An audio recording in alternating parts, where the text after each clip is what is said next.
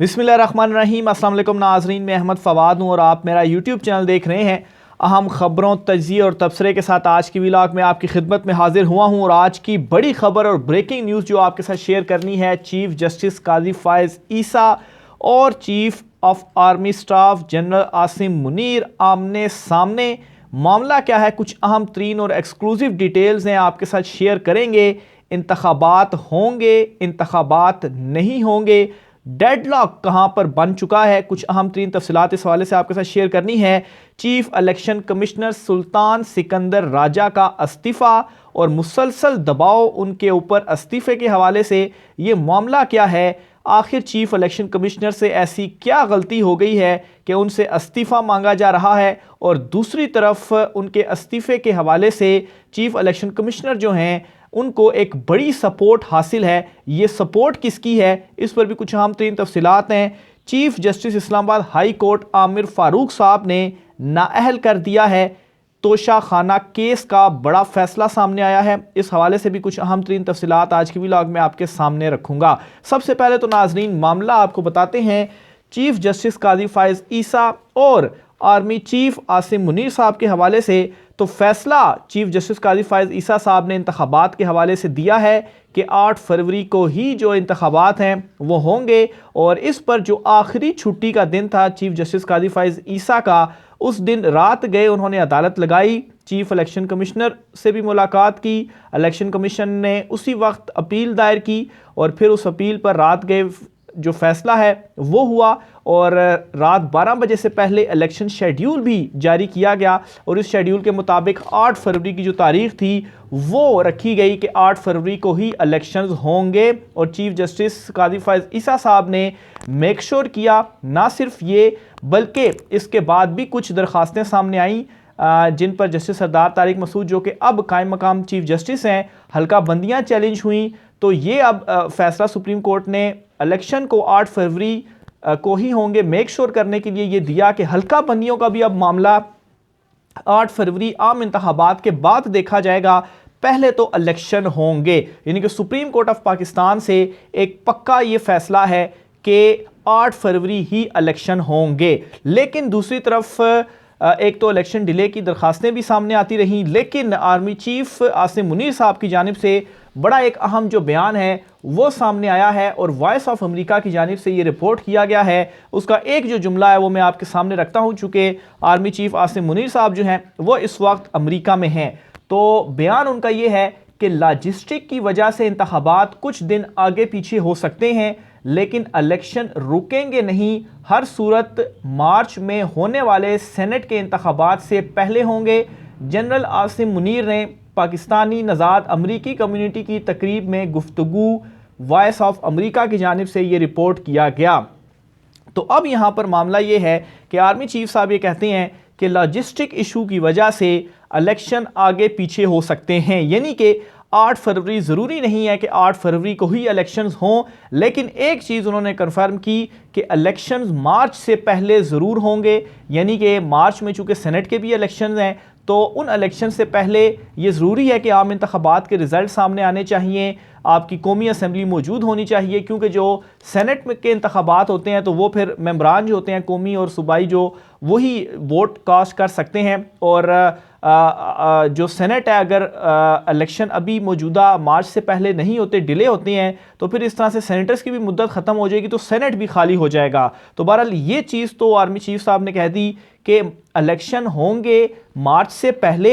लेकिन दूसरी तरफ अब जो ये एक मामला फंसा हुआ है वो ये है कि 8 फरवरी को इलेक्शन होंगे। काजी फ़ाइज़ ईसा साहब फैसला दे चुके हैं और इसको फिर मेक श्योर भी किया, फिर इलेक्शन शेड्यूल भी आ गया और चीफ इलेक्शन कमिश्नर ने जो शेड्यूल था वो रात गए जारी भी किया। लेकिन दूसरी तरफ आर्मी चीफ साहब ये उनका बयान जो कि रिपोर्ट हुआ है जी, वो कहते हैं कि आगे पीछे हो सकते हैं। तो अब आखिर आगे पीछे क्यों हो सकते हैं? अगर कोई लॉजिस्टिक की वजह आई तो उस सूरत में आगे पीछे हो सकते हैं, अदरवाइज इंतखाबात सेनेट इलेक्शन से पहले होंगे। तो ये जो मामला है वो अब बीच में फंसा हुआ है। फिर दूसरी तरफ नाज़रीन अचानक से चीफ इलेक्शन कमिश्नर का इस्तीफ़े के लिए उनके ऊपर दबाव डालना, उनके इस्तीफ़े का मुतालबा सामने आना, तो कहीं ना कहीं ये इशारे दे रहा है कि दाल में कुछ काला ज़रूर है, क्योंकि ज़ाहिर सी बात है सुप्रीम कोर्ट ने जो फैसला दिया फिर चीफ इलेक्शन कमिश्नर ने उसके ऊपर इम्प्लीमेंट करना था।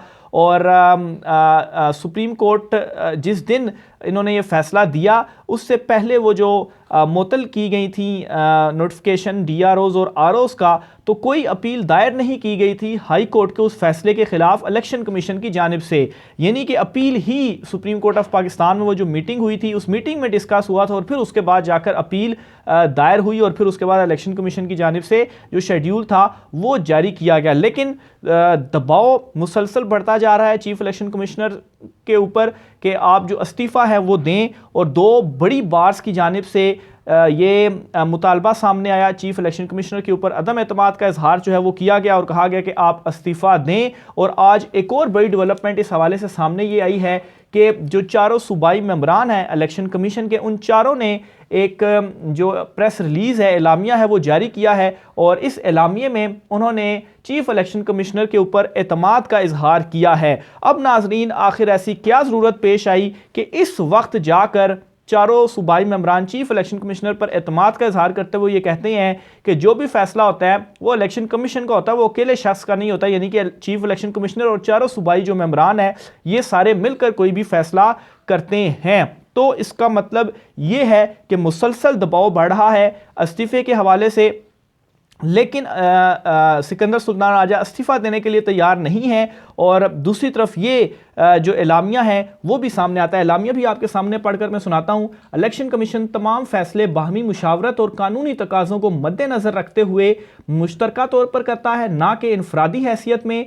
इलेक्शन कमीशन के चारों मेंबरान ने चीफ इलेक्शन कमिश्नर पर गैर मुतज़लज़ल एतमाद का इजहार किया है और ये बावर कराया है कि अभी तक के तमाम फैसले बाहमी मुशावरत से हुए हैं। तमाम अज़ला का सीटों का कोटा भी इलेक्शन कमीशन ने बाहमी रजामंदी और कानूनी तकाज़ों से तय किया, जिसके बाद हल्का बंदी कमेटियों ने इब्तदाई हल्का बंदियाँ की और फिर एतराज़ात दाखिल होने के बाद कमीशन ने इन पर फैसले किया। ज़िला हाफिज़ाबाद के बारे में ऑब्जेक्शंस का फैसला भी 5 मेंबर बेंच ने मुकम्मल हम आहंगी से किया। तो ये ज़रूरत क्यों पेश आ रही है? ये ज़रूरत इसीलिए पेश आ रही है कि जो दबाव है वो बढ़ता जा रहा है और इस वक्त जो बज़ाहिर सिनेरियो लग रहा है, जो दिखाई दे रही हैं इन तमाम डेवलपमेंट्स के बाद कि दो बड़े शायद आमने सामने आ चुके हैं और दो बड़े ताकतवरों में मामलात कुछ बिगड़ चुके हैं।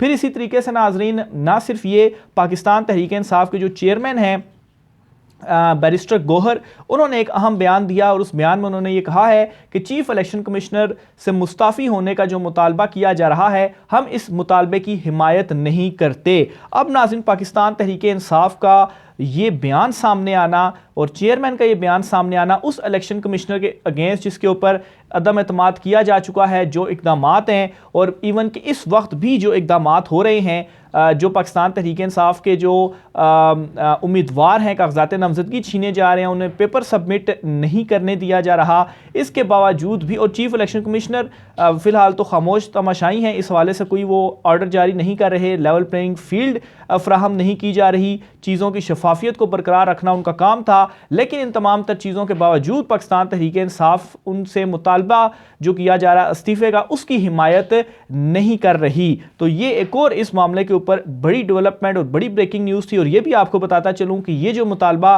सामने आ रहा है ये इनडायरेक्टली लिंक कर रहा है नवाज शरीफ से, क्योंकि जो दोनों बार्स की जानिब से मुतालबा सामने आया उनके हवाले से ख्याल है कि एक तो वो आज़म नज़ीर तारड़ जो हैं उनके ज़ेरे असर हैं और ज़ाहिर सी बात है उसमें भी पॉलिटिक्स और वो सारी चीज़ें होती हैं, तो उनके ज़ेरे असर है और उनके हिमायत के बगैर एलामिये सामने नहीं आ सकते थे। तो नवाज़ शरीफ यानी कि इनडायरेक्टली इलेक्शन डिले करवाना चाह रहे हैं और चीफ इलेक्शन कमिश्नर से वो कह रहे हैं जी कि आप मुस्ताफ़ी हो जाएं, लेकिन पाकिस्तान तहरीक इंसाफ इलेक्शन चाहती है और इसीलिए वो चीफ इलेक्शन कमिश्नर के साथ तमाम इक़दामात के बावजूद भी खड़ी हुई है कि वो चाहती है कि किसी तरीके से जो इलेक्शंस हैं एटलीस्ट वो हो जाएं और उन्हें playing field, level playing field ना भी दी जाए, एटलीस्ट इलेक्शन में अगर वो पार्टिसिपेट कर लेते हैं तो तब भी ठीक है, क्योंकि इस वक्त जो अवामी सपोर्ट है वो पाकिस्तान तहरीक इंसाफ के साथ है और इसी वजह से ही ये जो बड़ा फैसला है वो सामने आया है। फिर इसी तरीके से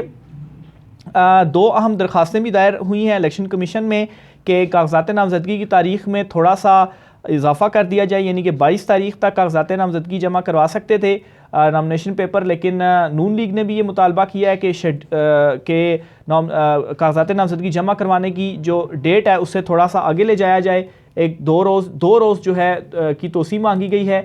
फिर इसी तरीके से एक और भी दरख्वास्त आई है और इस दरख्वास्त में ये बेसिकली बलूचिस्तान की कोई जमात है उनकी जानिब से जो दरख्वास्त है वो दी गई है। बहरहाल ये दूसरी भी दरख्वास्त है, दो दरख्वास्तें आई हैं जिनमें ये कहा गया है कि इलेक्शन कमीशन कागजात नामजदगी की तारीख को बढ़ाए। और इस पर भी आपको डेवलपमेंट जो इलेक्शन कमीशन से हुई है वो भी खबर देता चलूँ कि इलेक्शन कमीशन ने कागजात नामजदगी की तारीख बढ़ाने पर जो गौर है वो भी शुरू कर दिया है। कल फ्राइडे है और कल ही लास्ट डेट है। फिर उसके बाद अगर 2 रोज़ ये और आगे करते हैं तो फिर सैटरडे और संडे 2 दिन ओपन करना पड़ेगा कि उन 2 दिनों में भी आप कागजात नामजदगी जमा करवा सकते हैं। तो शायद 24-25 तारीख तक इसमें तोसी दे दी जाए और ये पाकिस्तान तहरीक इंसाफ के लिए भी ठीक होगा, क्योंकि उनके साथ जो कागजात नामजदगी के मामले पर हो रहा है तो उन तमाम खैर कोई इसमें वो नहीं है कि रुक जाएगा। हो सकता है 2 दिन मज़ीद बने तो जो सख्तियाँ पाकिस्तान तहरीक इंसाफ के उम्मीदवारों के साथ की जा रही वो मज़ीद भी की जाएँ। ना उन्हें पैसे जमा करवाने दिए जा रहे हैं। कागजात नामजदगी जब आप करते हैं तो पैसे चलान वगैरह जमा कराते हैं, कागजात नामजदगी उनसे छीने जा रहे हैं, तो बिल्कुल उनको पार्टिसिपेट ही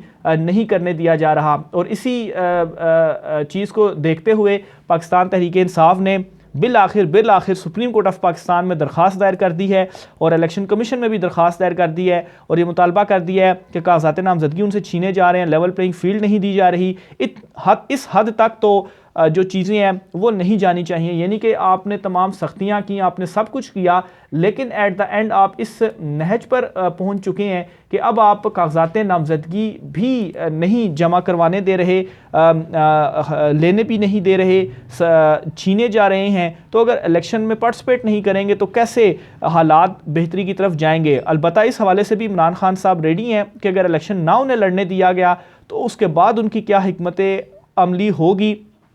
वैसे भी अभी तक जो इस वक्त चीज़ें सारी सामने आ रही हैं, ना सिर्फ तमाम लोग एक्सपोज हुए हैं बल्कि इलेक्शन ऑलरेडी मुतनाज़ इस वक्त बन चुके हैं। बहरहाल पाकिस्तान तहरीक इंसाफ ने अपनी इस दरख्वास्त में ये मौक़िफ़ अपनाया है जी कि इंतखाबात में लेवल प्लेइंग फील्ड दी जाए।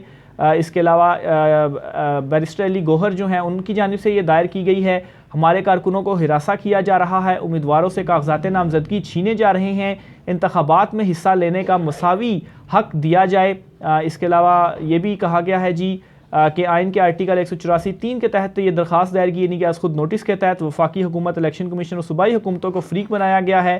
तहरीक इंसाफ को लेवल प्लेइंग फील्ड और शफाफ इंतखाबात के लिए फ़रीक़ैन को हिदायत सुप्रीम कोर्ट ऑफ पाकिस्तान जारी करे। तो बहरहाल एटलीस्ट पाकिस्तान तहरीक इंसाफ ने सुप्रीम कोर्ट ऑफ पाकिस्तान से रुजू कर लिया है।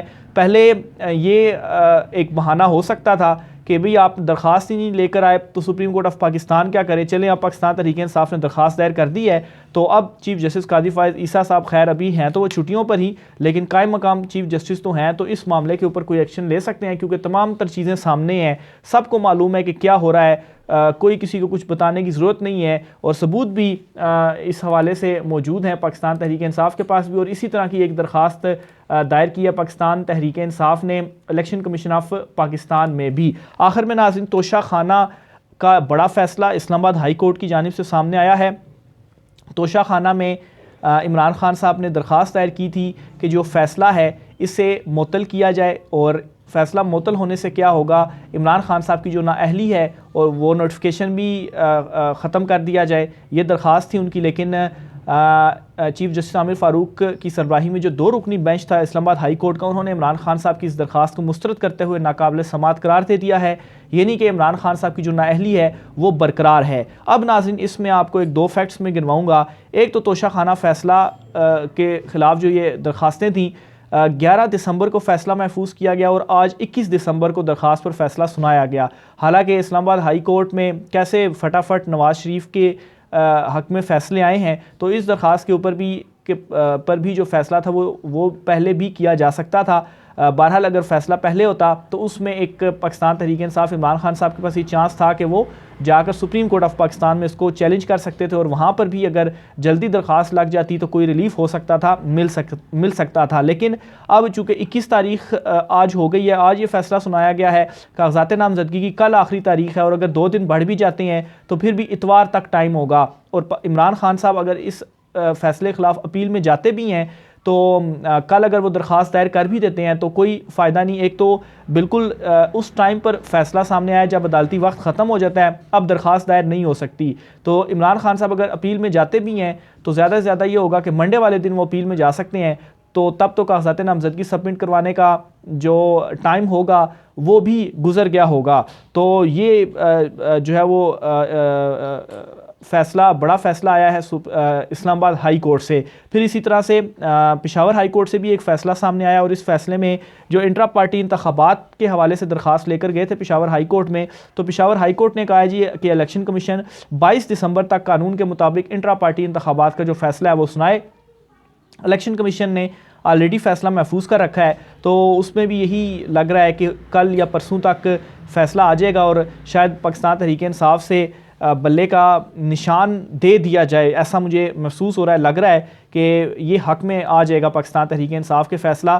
क्योंकि इमरान खान साहब को अभी करंटली जो चीज़ें हो रही हैं, बाहर कर दिया गया इलेक्शन से, दूसरी तरफ बहुत सारे रहनुमा जो हैं वो सबमिट नहीं करवा रहे पेपर्स, तो कुछ गिने चुने ही लोग होंगे पाकिस्तान तहरीक इंसाफ के जिस तरह सलमान अकरम राजा ने नॉमिनेशन पेपर हासिल किए हैं वो इलेक्शन लड़ सकेंगे, या कुछ लोग और होंगे 15, 20, 30 इतने लोग होंगे। तो अगर 15-20 लोग इलेक्शन लड़ते हैं तो ये बेशक बल्ले के निशान पर भी लड़ते हैं और ये सारी की सारी नशिस्तें जीत भी जाते हैं, तो उस सूरत में भी क्या होगा, फ़ायदा तो कोई नहीं होगा, 25-30 नशिस्तों को क्या करना है। तो बहरहाल ये अभी तक की कुछ अहम तरीन जो डेवलपमेंट्स हैं वो सामने आए हैं। पाकिस्तान तहरीक इंसाफ इमरान खान साहब का अगले का जो लाहे अमल होगा वो इम्पोर्टेंट होगा। खैर इलेक्शन का तो लाहे अमल ये है कि फिर ये पाकिस्तान तहरीक इंसाफ कहेगी कि सारे लोग निकलें।